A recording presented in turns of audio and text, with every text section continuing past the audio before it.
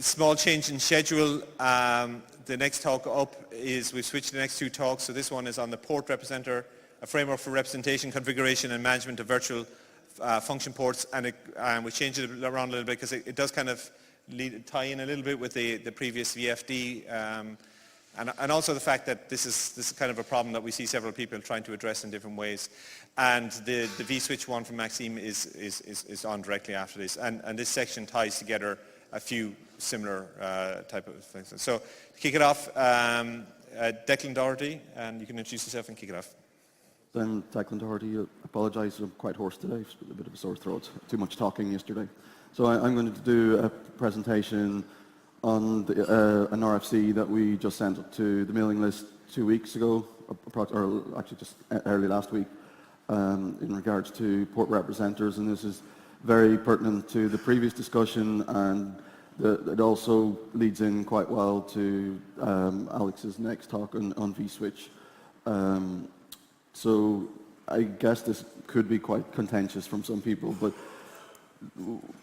what I'm going to cover the concepts of the port representer, what problem I'm trying to use this to address, and then give some details of how we're implementing the library and the future work.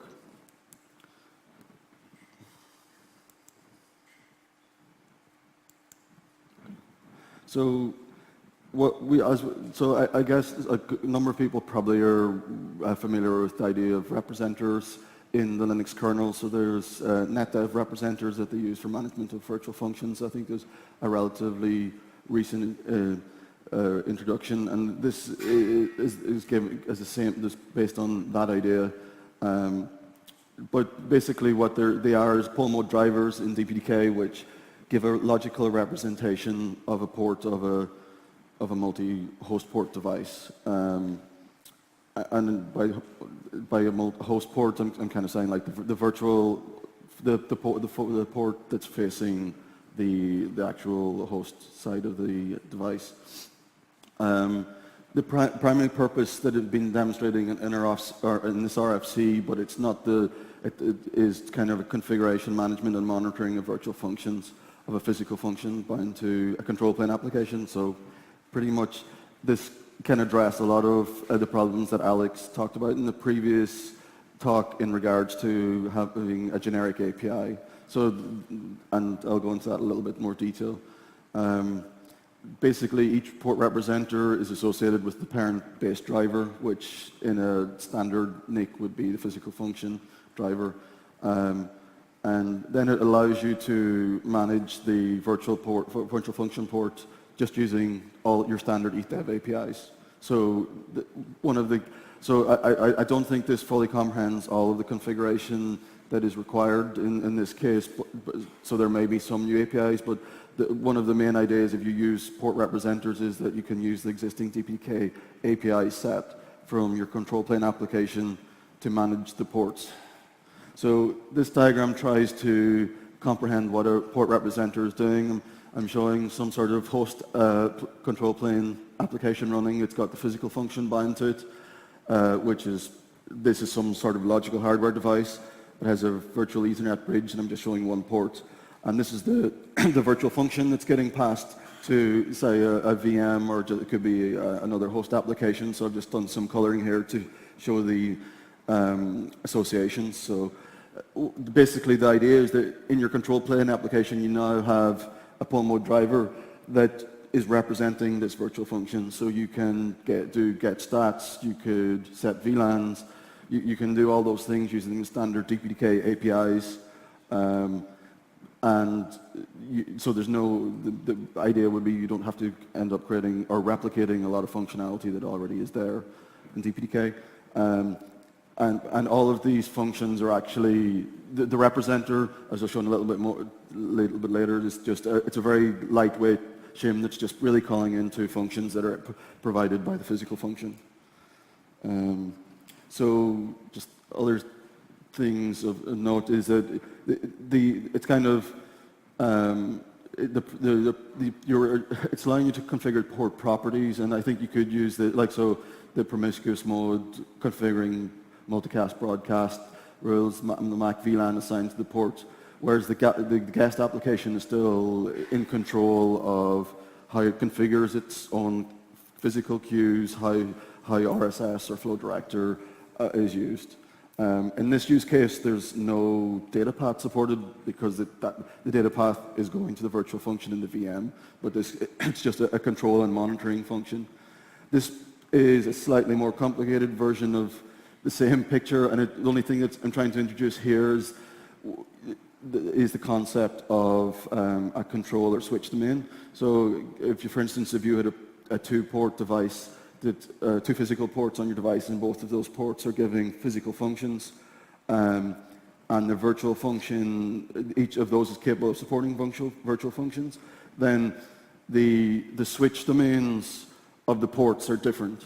So it may be useful information for the application to know that these two ports are associated in the same switching domain than the other logical ports in your application, and this I think is going to, that concept, while not really that pertinent to kind of the VFD type model that was discussed earlier, it does allow you to see the association of ports. But I think in much more advanced use cases like the V-switching and stuff like that, it would be very useful for an application to know what ports are on the same switch domain so you can program flows. So some details on how we're looking at implementing this. The representor poll mode driver is a very lightweight virtual PMD, and what we've tried to do is make it as flexible as possible in terms of implementation, so you can support what you need in your base driver. Excuse me. So the main new code that we have introduced is that we have a representer broker which is initialized in your base driver, and when you can create the representer PMD by using VDEV API, the VDEV create APIs or EAL arguments, and every representer it has in its private data is a representer port, which then can also have further private data which is related to the instance. So this gives a very flexible implementation. So any driver can implement any physical function driver can register a broker, and then you can create virtual virtual ports or the port representers on that device, enable them. One step further would be, so at the moment we just have that manually supported, so every virtual function you want to create a representer for, you have to manually create the VDEV, but you could do that hot plug or allow the physical function driver to create them automatically if you so wished. So it's a kind of our implementation. It's a generic skeleton PMD with the infrastructure to allow you the back-end device to implement actual functionality.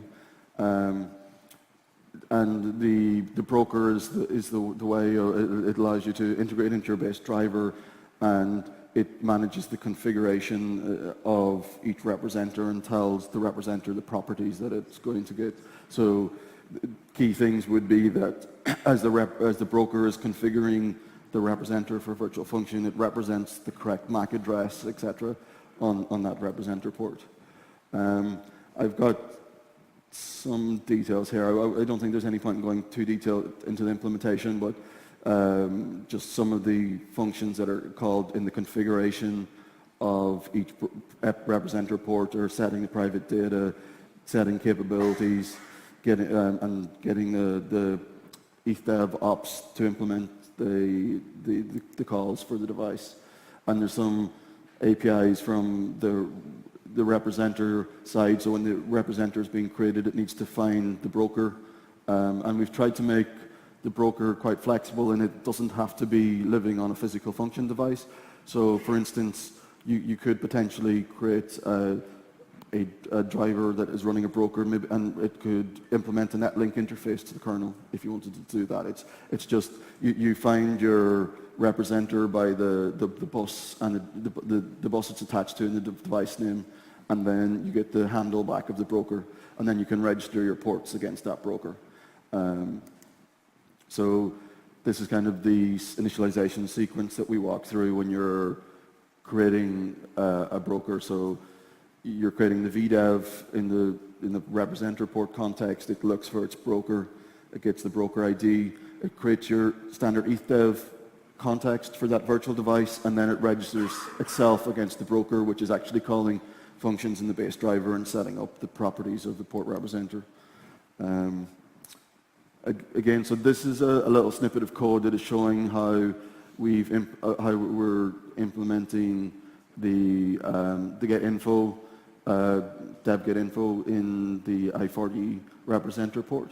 So this is function at the bottom here is implemented in the PF, and this ETHDEV op is registered directly on the ETHDEV ops of the PMD. So what we're doing is we're getting the representer port context from the private data, and then we've defined some I40E specific private data context as well, which we're just pulling out of the port representer. And in this case, all that the I40E representer private data holds is a pointer to the physical function ETHDEV, and then that allows in the function implementation then to do the calls into the hardware context to get, say, the details of that port. And again, if you're doing stats, you would then be able to do a translation from your representer port ID, your virtual port ID, to a VF ID and get the details for that. So some possible future work you could support data path enablement in the representer. You could enable hot plugs, so port representers are created automatically for you. For instance, when you create your physical function driver, if it's being managed in DPDK, if someone then defines that there's going to be 16 VFs, you could then automatically create the representer for those. You could enable port-to-port switching configuration just using logical port IDs from DPDK. So you could say on a one representer port, you say flows coming from that go to another logical port, and if those logical ports are in the same switching domain, then you should be able to program that flow to the hardware. So there's some other things like you could maybe introduce, and I think it goes back to the previous talk when you want to start maybe advanced capability management. You could look at extending some of the APIs to support whether a virtual function, the PMD itself running in a guest location, actually has access to configure stuff and police that configuration, and maybe limit hardware resources. So you could extend that. So you could manage your resources on top on that logical representer device, and look at implementing some policy enforcement as well. So that's kind of my section of the talk. I'm going to hand over to Alex now. And we were going to do a joint Q&A at the end, or if you want, if you have some questions that we can. Yeah. So Thomas. We'll just take one or two, and then we'll let Alex go. We can do a joint. Yeah, just a small question. Maybe it's better to discuss the whole design after the talk from Alex. I've seen a patch from Dave Hunt trying to get the VF ID from the PF ID. Does it mean that this representer can replace the patch proposal from Dave? I don't know, where is Dave? Yeah? I'm not sure of the context of that. So the way this is working at the moment, you're telling it the name of the device, so it doesn't necessarily need to be a physical function. It could be whatever the base driver is. You tell it the identification of that device by name, and then it gets the context. So then you could, inside the context, you will know what the physical port ID is then. Is there a reason why you didn't use switchdev instead and just make it? Yeah, so I think that kind of goes into the next talk, so I will hand over to Alex. It's working? Yeah, okay. Hey guys, I'm Alex Rosenbaum, first time in DPDK Summit. I'm working for Mellanox. So Declan and I started talking, and I understand that there's a lot of interest around this subject. So it's not that we're aligned yet, but we're in the beginning of a process to get aligned, and I guess we'll do some side talks with additional people. So I'm going to go about a couple of things which are known to most of you, and maybe more details about things that are already available in the Linux kernel, similar to what we're doing in DPDK, and then what we want to push, which is slightly different from what Declan is showing, but very close in order to enable SR-IOV. And discussion, which we can do together. There's a lot of interest here. So Linux Bridge, OVS, has a very simple solution for a while already, just a mapping of the PF to the OVS Linux Bridge, and everything in software is being done in the kernel, which pretty much helped a couple of years ago. We have OVS DPDK, which does a similar stuff and provides higher performance, higher scalability. Again, not stable. We've discussed about stability of releases, but already available. And we have the possibility to run OVS and have some guests using a VF, but suddenly we have two switching domains. We have the OVS, and we have the VF with some embedded switch or connectivity into the VM. And then this gets complicated. So what's already available today as part of a Linux kernel, and I'm not sure if everybody's familiar with that, is that we have netdev can represent a switchdev index, and the VFs have a netdev representer. So from the OVS perspective, it manages a switch. Part of the ports are these netdev representers, which are the other side of the cable for this VM running. And the OVS has TC flows inside the kernel which can control the NIC interface and manage this switch. So this is things that are already working in the uplink kernel. The OVS would want to see the first packet and make sure it works through policies and everything is acceptable. And once it assures this is a valid packet, it can set the flow and traffic will go directly to the VF for fast path access. So again, this is already available in upstream kernel and provides some control. OVS can still monitor counters and traffic patterns and decide to delete the flows if policies changes. Okay, so what we would like to do is do something similar for the DPDK environment, where instead of OVS managing all the switch representers, we would want to have, and again, we're both using the term representers, I think a little bit different, but in our case, again, the OVS DPDK will have some kind of PMD, which will represent the other side of the VF. So packets coming in from the uplink will go through the PF on the original PMD, on the PF PMD, and DPDK OVS can route them through the VF representer. So this is a real PMD which has queues into the device. The switch will know how to loop the packets from the representer VF to the real VF of the guest. And once rules are applied, again, Linux TC rules can do this already today. There's no need for specific DPDK API, or if these specific DPDK API are aligned with TC, then it makes it simpler. Traffic will go directly from the VF, or if we have multiple VFs, so they can speak with one another. So through this embedded switch, we can in-cap, decap, VLAN, counters, potentially IPsec if there's some smarter logic there, and do a lot more things inside the control plane of the NIC.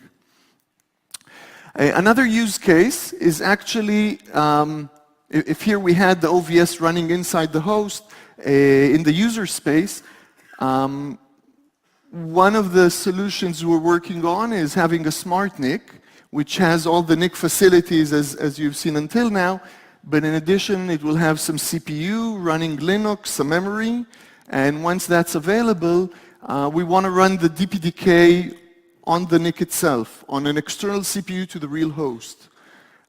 So again, we will have VF representer, PF representer, uplink representer, this embedded switch. Actually, DPDK is running inside the embedded switch. Will be controlled through OpenFlow or Neutron or something else. And similar use case from DPDK where we have real representer, real PMDs to send traffic and receive traffic, TC flows to control the embedded switch or other generic Linux API we can use to control the embedded switch similar to what's available today for Linux, for kernel OVS. Again, packets coming in will be routed through the OVS DPDK to make decisions, policies, approval, whatever is needed. And if that's okay, then DPDK can issue a command to the switch and packets will continue to go directly to the SR-IOV. Once this is available, we can have other third-party applications running on the NIC, smart NIC itself, or provide this as an SDK, but it's important that the APIs will still be similar to the Linux capabilities so we don't break off and we can have the OVS solution and the DPDK OVS solution depending on how much user space, fast path we need inside the OVS DPDK. So a similar use case can be even just for a bare metal, where the same smart NIC just manages the bare metal. I can do cloud provisioning of a bare metal device and running OVS DPDK. I can fully manage and secure the NIC so the user cannot override the Mac or break away from the tunnel I'm enforcing on him. So this is just a subset of what's happening. And again, the device, through at least the way we implemented it through the Linux kernel, can provide all the control, all the monitoring of counters, statistics, provisioning, flow rules, which can be passed down through the NIC to the embedded switch representing this.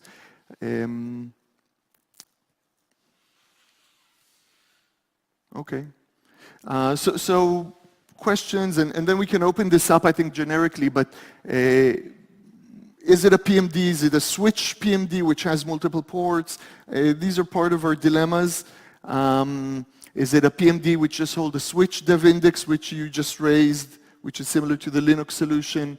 Do we really need DPDK APIs? If the Linux has netlink control over the switch, why do we need DPDK APIs for this? On the other hand, if there is DPDK APIs which match exactly, it might be useful for users because they come to DPDK, they see, okay, this is how I manage my embedded switch, this is how I manage my ports, and for the generic use case, these DPDK APIs can be one-to-one mapping into the Linux kernel, and for other use cases, other vendors, this can be dedicated PMD API.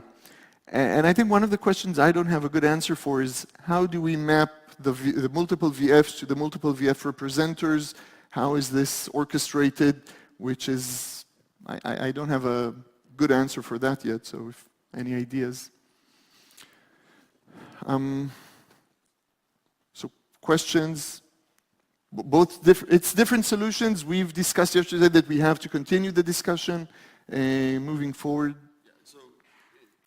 From my perspective, I think the end goal is very similar. I think I probably looked at, so where you had shown TC configuration of flows, I had seen that being done through RT flow and based through the PMDs, but that's, I guess, it's a different way of managing the control plane. and longer term, especially with extra functionality coming in SmartNICs, I wonder about the ability to enable new functionality through, if you're forcing through the kernel, you have IPsec offload, MacSec offloads. So a lot of those, some of those functionality exists, some of them don't, some of them will be dependent on a particular kernel version. I think one of the things that Alex raised earlier was they're deployed on systems that have kernels that just don't support some of these features. Having it in DPDK does give the flexibility, but it does raise the ecumenical matter of introducing control plane into DPDK. But in terms of what Alex was representing here on the, in terms of how the VF representer, I think I'm very much aligned on that. And even on the last one, maybe MAC address is the way to align names and stuff like that. There's, if the control plane is owning the configuration of that, you can set it on your representer port and it will be reflected in the virtual function, and you could remove that ability from the VM to change. But so, yeah, that's kind of a little bit of background from my perspective on this. So, yes. Microphone is coming. Just to start the discussion, a simple basic question. Both of you agree that we will have only one API? We have to, yeah. I think this is a must. I mean, having too many APIs for users, I mean, we should, similar to what happened in the IPsec, it took 2 months maybe, but there's agreement. So I guess from my perspective, if you use port representers, the API is already defined. It's ETHDEV API, RTFlow, TM API, they all exist. It is up to the particular device, because no two devices, as we know from IPsec, no two people will implement the hardware in the same way. There will be what capabilities are available for configuration is going to be hardware dependent. So what I would see is that the API is the existing APIs, maybe also RT security. If you're doing that, if you're programming in cap decaps, you could also program that on a per port basis. So the question is, do you artificially limit it because the kernel can only do that, or do you just say, look, discover the capabilities on the representer ports and then manage them? That's what the capabilities are what is advertised through standard DPDK APIs. It's one way of doing it. Maybe it's, I don't know, introducing more problems than it's solving, but I find, especially with SmartNICs and people enabling FPGAs, that how do you know the scope of what they want to control? So I think, I mean, we would like to see that there's agreement in the Linux kernel community for a lot of these things, because it's a wider community with more vendors participating. And once there's agreement, I definitely agree that having backports and all this is hard, and DPDK makes it much simpler. But if we can first agree on the kernel APIs, and then we can align the DPDK APIs to be very similar, if not identical, I think that would be a much more stable API moving forward, and easier to migrate between OVS running in the kernel, OVS running over DPDK. Applications can choose, or users can choose, what do they need more. If they need very slow path generic kernel, just stay there. If you need a higher CPU, more processing, so go to the user space, but the API can stay very similar. So that's one of the things we would like to see happening. Yes. Well, I'm from Netronom, so we have some problem with representers, OVS, or the same thing that Manox are doing. So my vision is having a representer for this kind of virtual device, so let's call it that way, that is different from the normal PMD. I don't think this is the right thing to do, if the data path is there. So if this is for control, maybe it makes sense, but if that device is going to be part of the data path, I don't think it's a good idea to have two different PMDs or two different APIs. And I would say, I'd like to say that I think it's really important, at least have been doing some work in this kind of possibility. I think it will be really good to have same naming inside DPDK and in the kernel. Or so at the end that the PCI ID, for example, assigned to a VM being the same that the PCI ID used by the DPDK. I know that is not possible, but I think that would be really good for managing all the thing and for people using OVS DPDK with or without the OVS offload. So I think that's a really important point. Yeah, I agree. I mean, some users want to see the kernel representation and count the kernel counters. And if there's a DPDK instance running, offloading the traffic, they still want to have the same representation in kernel and counters.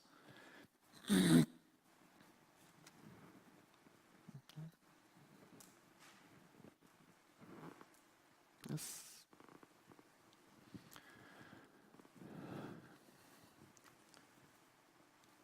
So maybe somebody, hi, I'm Maciej Czekaj from SemiHealth. So I've got one remark about convergence between what the Linux is providing and what DPDK would need. So historically, there was always a problem with that. So for instance, the DPDK has similar policy. Whatever comes to Linux, it has a use case. And data plane is not considered sometimes a valid use case. So some functionality just cannot get there because if the Linux kernel driver, other Linux kernel driver doesn't use it now. That's why DPDK sometimes has more features than it's there in Linux kernel drivers. So that might be a problem in the long run. I've seen situations where some commits were basically stopped, knocked in the Linux kernel community just because they mentioned that it's about data plane. So I don't want to start a rant, but that the convergence might be a problem here. Yeah, so definitely this, in the model I was representing, the kernel does only the control plane, but we have the OVS, kernel OVS, which uses it. So there's a good use case to push this. It's a longer process than in DPDK, which moves much faster. Yeah, if OVS use case becomes invalid because it's popular, widely used, maybe that would be the avenue to basically get into the kernel with some features. And I don't think we just need to comprehend OVS use case. There's many other virtual switches and people may not be running their PF drivers in the kernel at all. So in that case, you may want to have all control coming from, and that's kind of what I was showing a little bit on, it's the kind of the more VFD type model where the physical function is running in user space and all control is managed there. I think DPDK has to at least comprehend that use case also. So again, although this is, we're talking a lot about the OVS case here, it doesn't necessarily mean that will meet all needs of all users, and there may need to be extra functionality that you can't just say we're going to constrain to what the kernel supports in terms of the OVS use case. There are others, and they need to be comprehended, and that maybe is one reason why I would say that you don't need to limit DPDK to that. But I certainly would, I would prefer if it was done in a way that DPDK maybe is a superset of the kernel, that there's a core functionality that's implemented in the same way, that there can be consistencies. And that was one of the things I mentioned with the way we've tried to architect the current, or the proposal that we're putting together for the port representer, is the idea that the broker doesn't necessarily, it could be just acting as a proxy to a netlink into the kernel if that was the way you wish to implement it.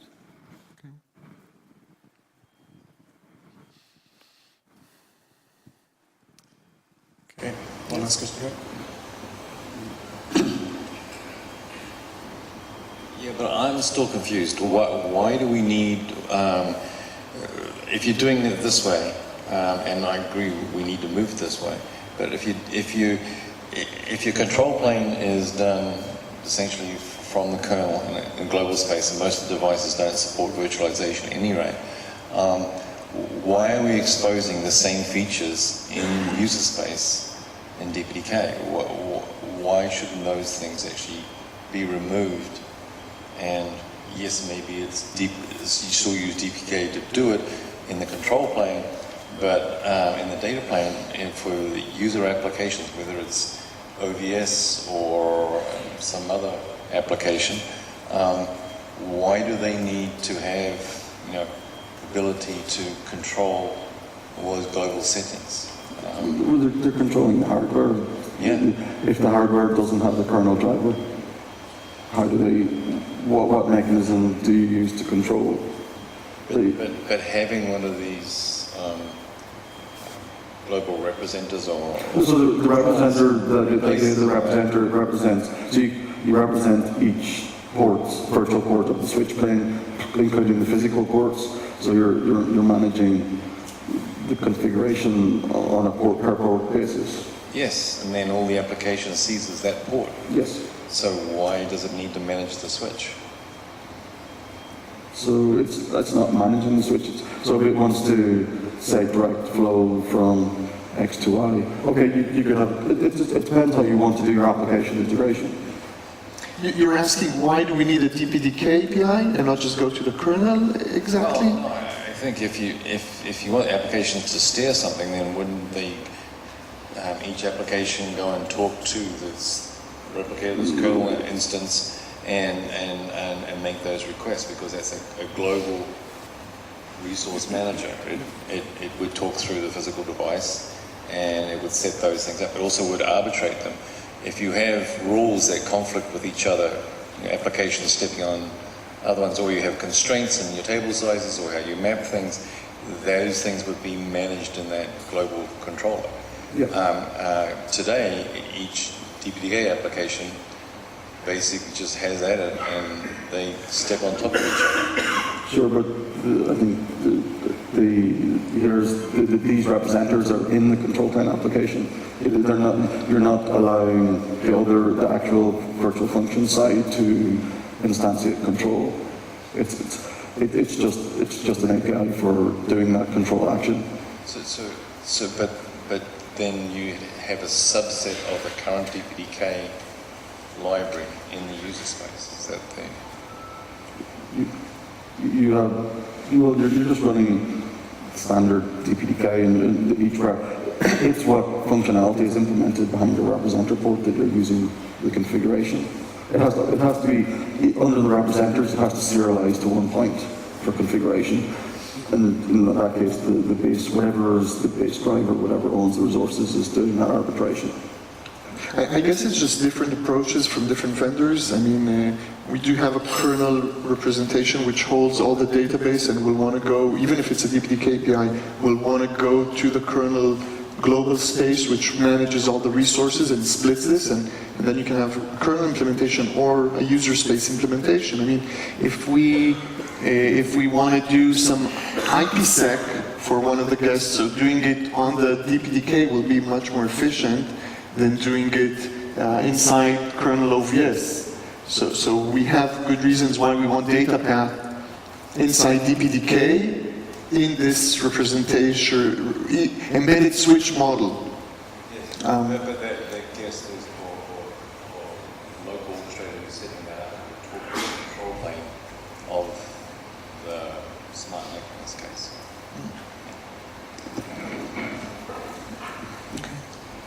Okay, thanks very much. And,